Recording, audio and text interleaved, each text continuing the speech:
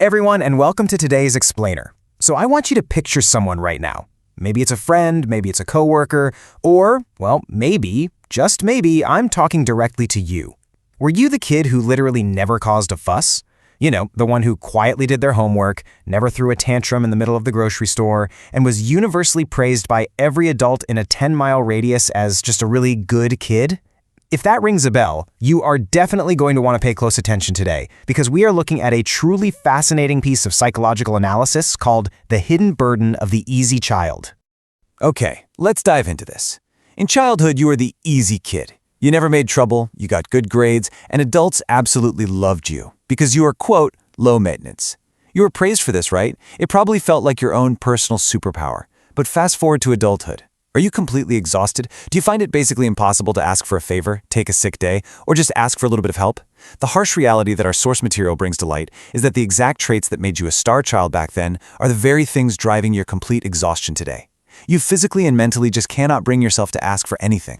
So that brings us to the really big question sitting right in front of us. Why are you so exhausted? I want you to actually sit with that for a second. Why are you so drained? It's incredibly easy to just blame it on a busy schedule or, the crazy demands of modern life. But the analysis we're breaking down today points to a much deeper, far more personal revelation. You see, you aren't just tired from what you're doing today. You are tired from a role you've been playing your entire life. Let's take a look at where this actually started. Section 1. A survival adaptation. We generally tend to think of being low maintenance or easygoing as just a natural inborn personality trait. We think, they're just an easy child. But the reality reveals something much heavier. Being the easy child wasn't just who you were. It was a deeply ingrained psychological survival mechanism. You adapted to your environment. And this brilliantly illustrates exactly how this chain reaction happens. Think of it like a domino effect.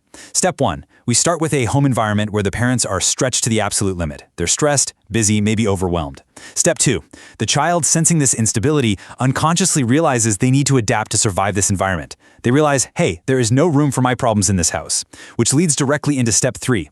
The child becomes entirely low maintenance. You essentially shrunk your needs down to zero so you wouldn't tip the already precarious balance of your household. Section 2. Parentification and the fixer. Right, let's slow down for a second and really ground ourselves in the foundational psychology at play here. When you understand these concepts, everything about your adult exhaustion is going to make a whole lot of sense. For anyone who has carried this invisible weight for decades, finally understanding the actual mechanics behind it is just incredibly validating. So let's look at the first concept, parentification. As the definition lays out, this is a psychological survival adaptation that occurs when a child is forced to manage the emotional environment of the home. Basically, this happens when the adults in the room are, for whatever reason, unable to manage the emotional climate themselves. So what happens? The child steps up. You weren't just being a good kid, you were taking on a completely inappropriate emotional weight just to keep the family ship from sinking. And, well, that parentification births a very specific identity. We call it the fixer. The fixer is the role adopted by the child who ensures they never, ever make trouble, acting as the ultimate stabilizer for the family. If you developed the fixer identity, you learned incredibly early on that your value comes from solving problems, smoothing things over, and absolutely never having any messy, inconvenient needs of your own. You essentially became the family's shock absorber. Now, what's really interesting about this specific phrase, stretched beyond their limit, is that it's vital for understanding our past. Acknowledging that you were parentified or forced to be the fixer doesn't necessarily mean your parents were maliciously sitting in a room somewhere plotting against you.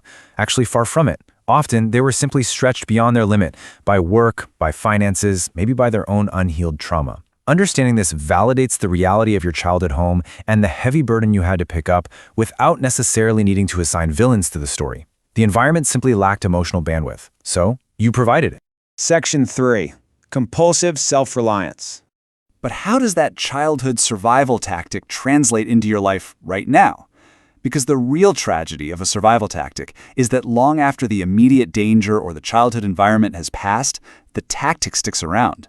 We carry these adaptations right into our modern-day lives, and over time, they morph into massive burdens. So the crucial point is the high cost you're paying today.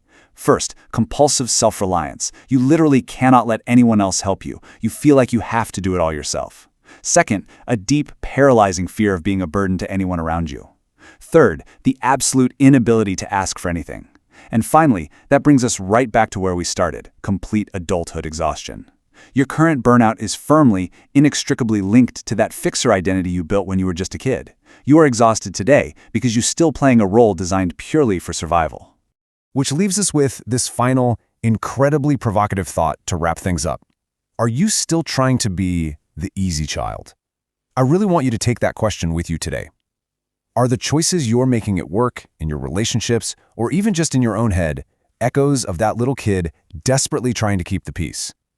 It is incredibly difficult to shed a survival mechanism, but recognizing it is the first, absolutely vital step. Thank you so much for joining me for this explainer. Take a deep breath, and maybe, just for today, try letting yourself be a little high maintenance.